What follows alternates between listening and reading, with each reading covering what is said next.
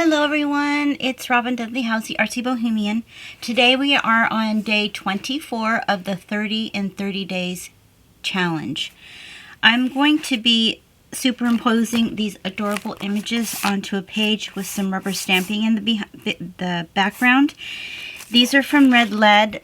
I fell in love with them when I saw them because they took, unbeknownst to me, Copic or Copic, I'm not exactly sure how you pronounce it, markers and color them. So this is what they look like when you get them, and then look at how stinking cute. My friend Karen's going to go crazy over this, I think. So I don't know how to use Copic markers, so I kind of watched a YouTube video, and so I already colored some because markers, you have to be careful. They're permanent. You can't mess around with them, so you have to be really kind of cautious. So I colored this one in last night. Look at how cute. They have little bird nests on their head. I'm going to demo on one of these and show you how I do it. And I don't have a lot of the markers. They're kind of pricey, but I did find them at Hobby Lobby for way less than what I paid for them. So I'm going to go ahead, I'm going to do it on this page here. I'm going to rubber stamp some trees that I have, and I also have some other markers here, some Faber-Castell. I've had these forever and ever, and I can't believe they're still good. They're just really great markers. So I'm going to go ahead and press start. I might even do some watercolor, just depends on the time. These are the rubber stamps I'm using. Pretty sure they're not in, they don't have them anymore. It's from 2001, from Stampin' Up. Love this stamp. Hope it's still good. I hope you all are doing well. It's still quite warm where I am, but not nearly as warm as some places, so I'm blessed.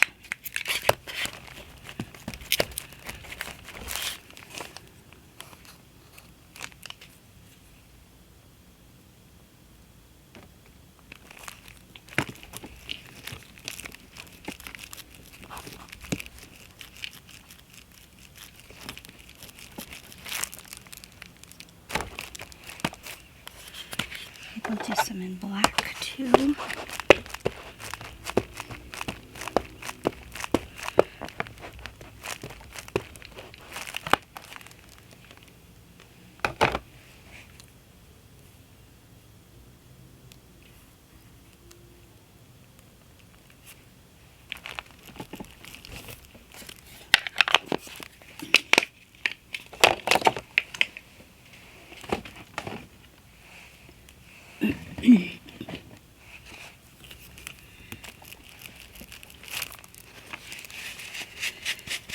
Oh, that one didn't come out as well. That's okay. That's where I'm going to be putting them. So when you're using these markers, they're alcohol based and they dry really quick. And I think the trick is to go in a circular motion while you're doing this. So I'm going to go ahead and they have two sides. There's the brush tip and then the chisel tip here. And I always kind of mark it on the side to see what color it is. So I'm going to go ahead and the cool thing is they're translucent. Even the darker ones, like I have a darker color, brownish red color. And I thought it was going to ruin the whole dark, because this is already dark. But you still see the shadows and the creases in the clothing. And like I said, Hobby Lobby has them. They are $3 a piece. The ones I got were $9 a piece. I had no idea. I just knew I wanted to get them because of what the gals at Red Lead had done. Look at how pretty that is.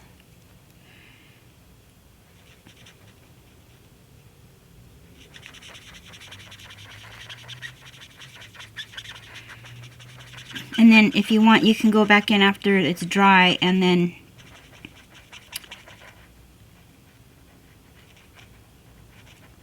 add more shadows with the same marker, and it'll make it a little bit darker. So pretty.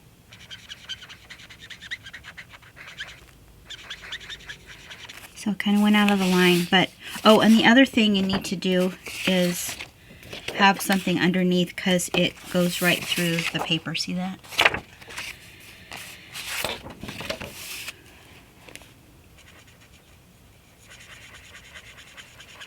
Let me know if you've used Copic markers and you're good at it.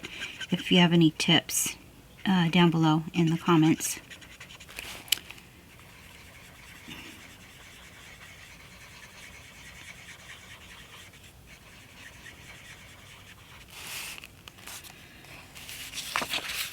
The good thing about it is it wasn't as expensive because if you bought 3, you got 1 for free. So that's kind of what I did. Not really knowing, you know, I just thought that's how expensive they were. But, you know, I didn't buy a bunch.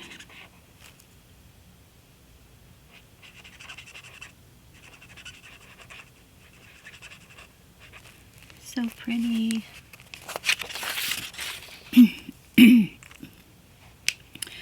So that's all I'm going to do. I'll color her in at some other point, but so cute. So again, they're from Red Lid Paperworks.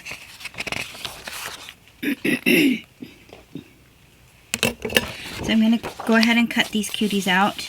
These were already colored like this. This one I had colored with the darker Copic marker.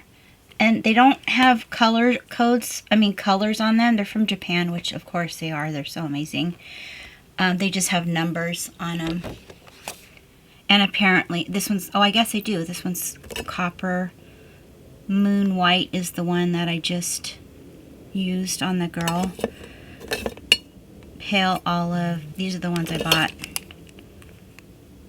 Pale Moss and then Tea Rose. And apparently these numbers with the letter in front of them mean something. I don't know what it is. So anyway, I used this copper one on him. And that's what the color it was before. This is just a smaller version of him. So you can see it's kind of like this beautiful brownish red color. And you can still see all the details. I thought I was just going to completely cover it up, but it didn't. So anyway, I'm going to cut this out. You can fast forward this part if you want. And then superimpose them on the page. And then I probably will have some time to... these scissors are getting old. Let's do a little watercolor for some atmosphere in the background.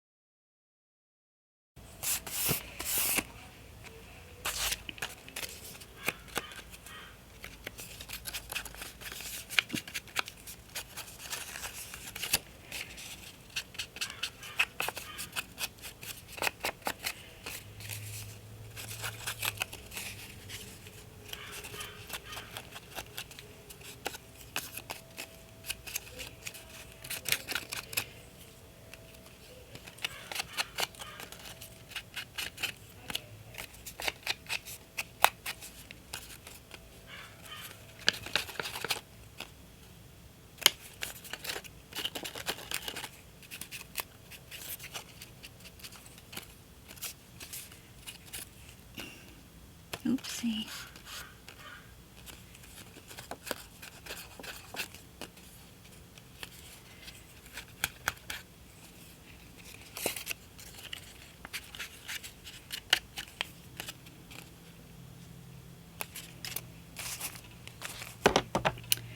She got some ink on her face, darn it. Okay, I'm going to glue them down. That took forever.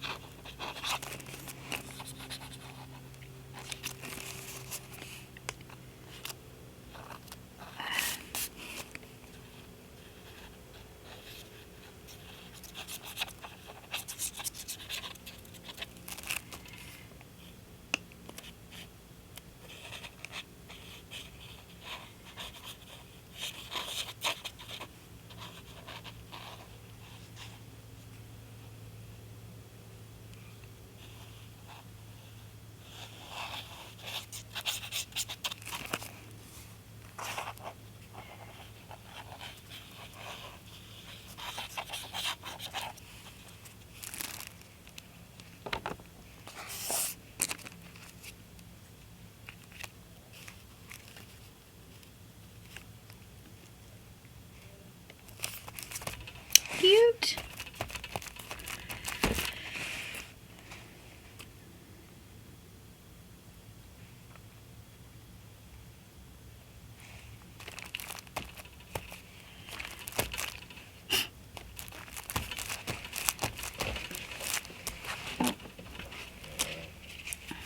Try to sand out that.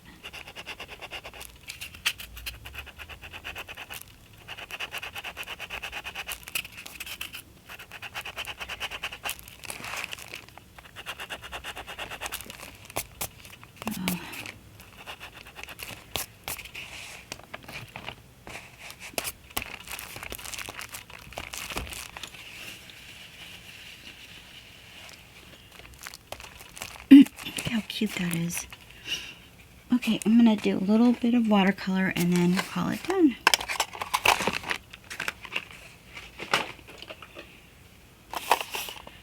Yeah, I'm going to have to, gosh, I really did mess that up, her face. Okay.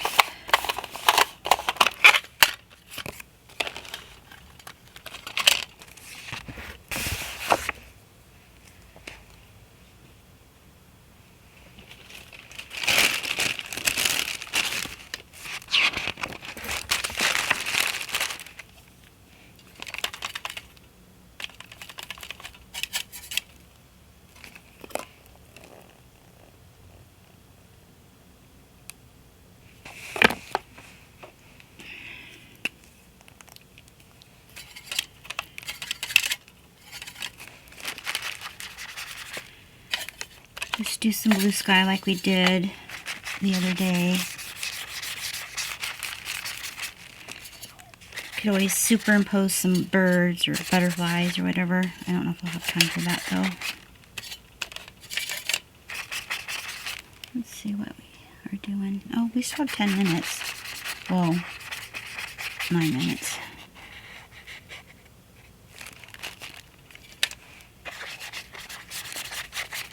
But I don't know if this is going to be dry by the time that happens.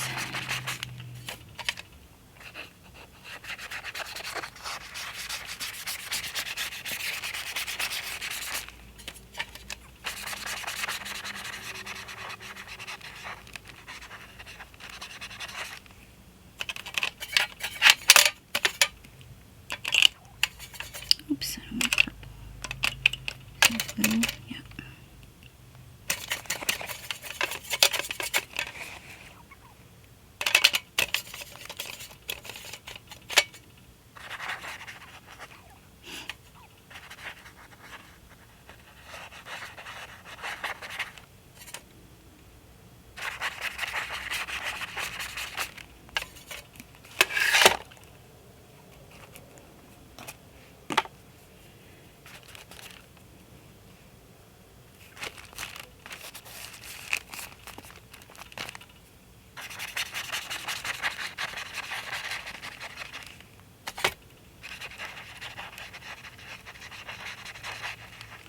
These inks that I use are waterproof, so make sure that if you do stamp,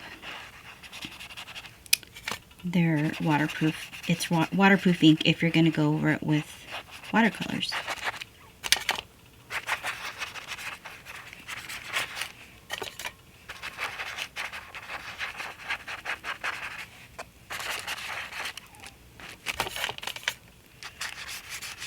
I could probably use a bigger brush, but I'm not.